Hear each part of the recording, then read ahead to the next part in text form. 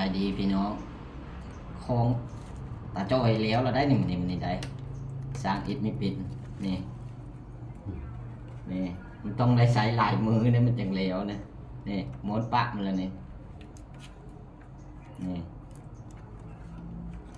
สร้างอิฐไม่เป็นมันต้องได้ใช้เวลา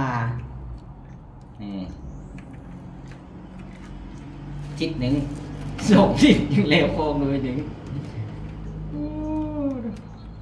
พอดีเฟื่อได้ใช้นี่พอดีปีหน้าเฟื่อเอ็ดงามเฟื่อเอ็ดงาเอ็ดขาดคอขาดคอวันนี้อีกชัดไหมว่าสองกล้องมันนะไม่ค่อยไฟน้อยมันใหญ่เป็นไรเพราะว่าซ้ำน้ำเสียงมันก็ได้บายมันไม่ดีมันแบบนี้จะละเอียด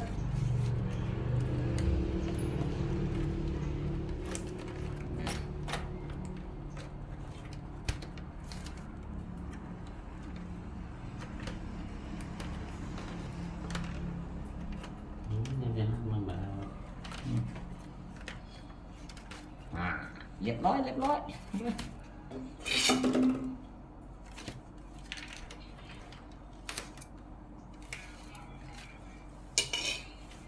นี่